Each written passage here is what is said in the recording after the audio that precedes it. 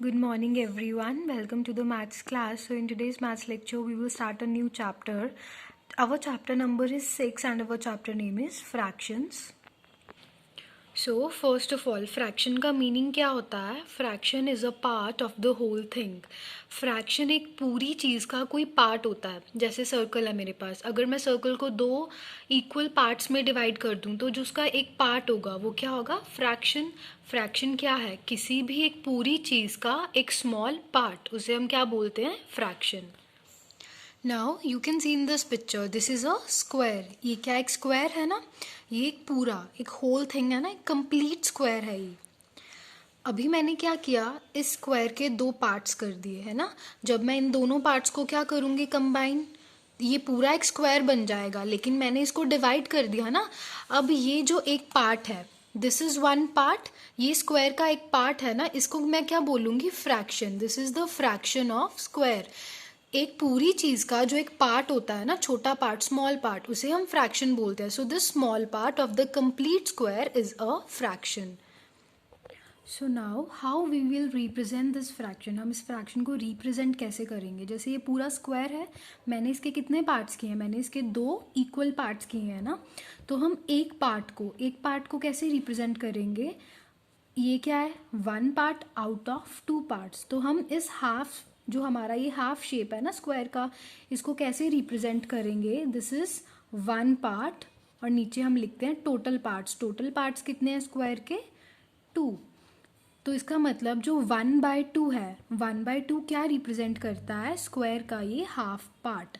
ये एक part square का, इसको हम कैसे रिप्रेजेंट करेंगे? 1/2. टू कितने हैं हमारे टोटल पार्ट्स, और हमने एक पार्ट को रिप्रेजेंट करना है ना, सो 1/2.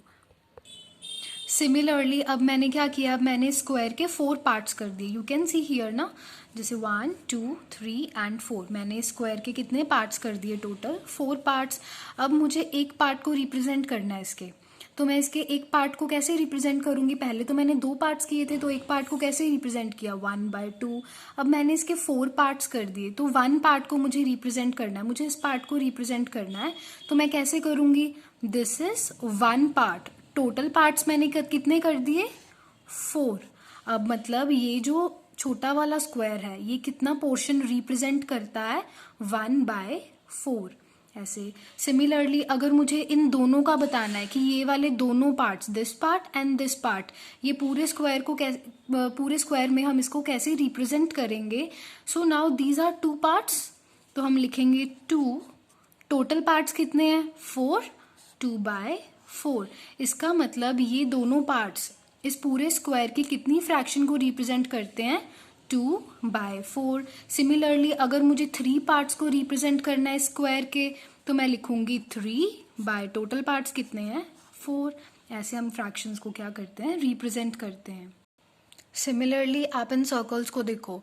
अभी इस सर्कल को हमने 2 पार्ट्स में डिवाइड किया है ना, 2 पार्ट्स में. तो एक पार्ट कैसे रिप्रेजेंट करेंगे हम? 1 टोटल पार्ट्स कितने हैं? 1 2. 2 पार्ट्स में डिवाइड किया है, 2. तो इसका मतलब एक पार्ट को कैसे रिप्रेजेंट करेंगे? 1/2. इस सर्कल को हमने 3 इक्वल पार्ट्स में डिवाइड किया है, तो एक पार्ट को कैसे रिप्रेजेंट करेंगे? अभी 1 पार्ट और नीचे टोटल पार्ट्स कितने किए हैं? 3. तो अभी एक पार्ट को कैसे रिप्रेजेंट करेंगे? 1/3. सिमिलरली यहाँ पे हमने क्या किया है? इस सर्कल के 4 पार्ट्स कर दिए, 4 इक्वल पार्ट्स. 1 2 3 4. 4 पार्ट्स कर दिए ना, इसको 4 पार्ट्स में डिवाइड कर दिया हमने. तो 1 पार्ट को कैसे रिप्रेजेंट करेंगे? अब हम 1 एक पार्ट को रिप्रेजेंट करना है, तो ऊपर 1 और नीचे टोटल पार्ट्स कितने हैं? 1 2 3 4. नीचे क्या आएगा? 4. इसका मतलब इसका एक पार्ट कितनी प्रोपोर्शन को रिप्रेजेंट करता है? 1/4. सिमिलरली इस सेम सर्कल को अब हमने 8 इक्वल पार्ट्स में डिवाइड कर दिया. 8 पार्ट्स में डिवाइड कर दिया ना, तो अभी 1 पार्ट को कैसे रिप्रेजेंट करेंगे? 1 ऊपर 1 पार्ट को रिप्रेजेंट करना है, तो 1 और नीचे टोटल पार्ट्स कितने हैं? यहाँ से शुरू करते हैं. 1 2 3 4 5 6 7 एंड 8. टोटल पार्ट्स कितने हैं? 8. तो एक पार्ट कितनी फ्रैक्शन बताएगा? 1/8. So this is how we represent fraction. Let's have a look on one more example. अभी मेरे पास ये एक पूरा स्क्वायर है. उस स्क्वायर को मैंने कितने पार्ट्स में डिवाइड किया? 1 2 3 4 5 6. कितने पार्ट्स हैं? 1 2 3 4 5 एंड 6। मैंने इस स्क्वायर को 6 पार्ट्स में डिवाइड कर दिया। अभी आपको बताना है कि कलर्ड पार्ट की फ्रैक्शन क्या है। कलर्ड पार्ट मतलब जिसमें मैंने कलर्स फिल किए हैं उसकी आपको फ्रैक्शन बतानी है। सबसे पहले कलर्ड पार्ट्स कितने हैं? 1 2 3 तीन कलर्ड पार्ट्स हैं तो हम लिखेंगे 3 कलर्ड पार्ट्स। टोटल पार्ट्स कितने हैं? 1 2 3 4 5 6। नीचे हम टोटल पार्ट्स लिखेंगे 6। इसका मतलब कलर्ड पार्ट की, जो कलर्ड पार्ट है स्क्वायर में, उसकी फ्रैक्शन क्या है? 3/6। So I hope the word fraction is clear to you. Now next is equivalent fraction. Equivalent fraction क्या होता है? ऐसे फ्रैक्शंस जिनकी वैल्यू सेम होती है। जिन फ्रैक्शंस की वैल्यू सेम होगी उन फ्रैक्शंस को हम बोलते हैं इक्विवेलेंट फ्रैक्शंस। जैसे मेरे पास यहाँ पे 3 फ्रैक्शंस हैं, अभी इनकी वैल्यू सेम है लेकिन ये हमें देखने में तो अलग अलग लग रहे हैं ना, क्योंकि डिजिट्स अलग अलग हैं। जैसे ये 1/2 है, 4/8 का मतलब भी 1/2 होता है। कैसे? देखो अभी हम इसको और कट करके स्मॉलर फॉर्म में, लोएस्ट फॉर्म में लिख सकते हैं ना। जैसे 4/8 है, अब देखो 4 के टेबल में 4 कहाँ पे आता है? 1 पे। 8 कहाँ पे आता है? 2 पे। इसका मतलब ये फर्दर कैंसिल हो रहे हैं ना, इनकी लोएस्ट फॉर्म अभी हम लिख सकते हैं। तो 4/8 को मैं 1/2 भी लिख सकती हूँ ना कट करके। 4 के टेबल में 4 गया 1 पे, 8 गया 2 पे। सिमिलरली 3/6 है, 3 के टेबल में देखो 3 गया 1 पे और 6 गया 2 पे। हम कट करके पता लगा सकते हैं ना कि इसकी वैल्यू सेम है या नहीं। देखो ये भी 1/2, ये भी 1/2 बन गया और ये भी 1/2। इसका मतलब इन तीनों की वैल्यू तो सेम है ना। कौन कौन से फ्रैक्शंस थे? 1/2, 4/8 एंड 3/6। इसका मतलब ये तीनों क्या है? Equivalent fractions. इक्विवेलेंट फ्रैक्शंस कौन से होते हैं? जिनकी वैल्यू सेम होती है। आप कैसे आइडेंटिफाई कर सकते हो कि ये इक्विवेलेंट फ्रैक्शन है या नहीं? आप फ्रैक्शन को फर्दर कैंसिल करके देख लो कि कट करके ये लोएस्ट फॉर्म में फ्रैक्शन के इक्वल, किसी एक फ्रैक्शन के इक्वल आ रहा है या नहीं आ रहा, तो हमें पता चल जाता है कि ये जो फ्रैक्शंस हैं वो इक्विवेलेंट फ्रैक्शंस हैं या नहीं है। नाउ इन एक्सरसाइज 6.1 आपको फर्स्ट क्वेश्चन कैसे करना है? Tick the figures which show equivalent fractions. आपको उन फिगर्स को टिक करना है जिनमें इक्विवेलेंट फ्रैक्शन बन रही है। 1 has been done for you. एक एग्जाम्पल इन्होंने आपके लिए करके दिखाया है। जैसे देखो यहाँ पे भी एक क्या है? रेक्टेंगल, और इधर भी एक रेक्टेंगल है। अभी देखो यहाँ पे कलर्ड पार्ट की फ्रैक्शन देखो क्या है? 1 2 3 4। क्या है? 4। और बाकी बचे हुए पार्ट्स कितने हैं? 1 2 3 4। इसका मतलब टोटल पार्ट्स कितने हैं? 8 पार्ट्स हैं। कलर्ड पार्ट की फ्रैक्शन क्या है? 4। इसको हम कैसे लिख सकते हैं? 4/8। इसको हम 4/8 लिख सकते हैं ना। तो हमने यहाँ पे लिखा 4/8। उसके बाद चेक करो नेक्स्ट वाला जो फिगर है, इसमें देखो टोटल पार्ट्स कितने हैं? 1 2 3 4 5 6 7 8 9 10 11 12 13 14 15 16। टोटल पार्ट्स कितने हैं? 16। लेकिन कलर्ड पार्ट्स कितने हैं? 1 2 3 4 5 6 7 8। इसका मतलब हमारे पास जो सेकंड फिगर है उसमें कलर्ड पार्ट्स तो 8 हैं लेकिन टोटल पार्ट्स कितने हैं? 16। अभी हमें बताना है कि ये दोनों फ्रैक्शंस इक्विवेलेंट हैं या नहीं है। कैसे बताओगे? देखो 4/8 है, अभी 8/16 है। हम कैसे चेक करेंगे? आप कट करके चेक कर सकते हो ना। जैसे 8/16 है, अभी 8 के टेबल में 8 आया 1 पे, 16 आया 2 पे। इसका मतलब इस फ्रैक्शन को हम 1/2 लिख सकते हैं। अभी इस फ्रैक्शन को देखो 4/8 को, ये गया 4 के टेबल में, 4 आया 1 पे, 8 आया 2 पे। तो इसका मतलब हम इन दोनों फ्रैक्शंस को 1/2 लिख सकते हैं। इसको भी 1/2, इसको भी 1/2। वैल्यू दोनों की क्या आ गई? सेम आ गई। जब वैल्यू सेम होती है फ्रैक्शन की तो वो इक्विवेलेंट फ्रैक्शंस होते हैं ना।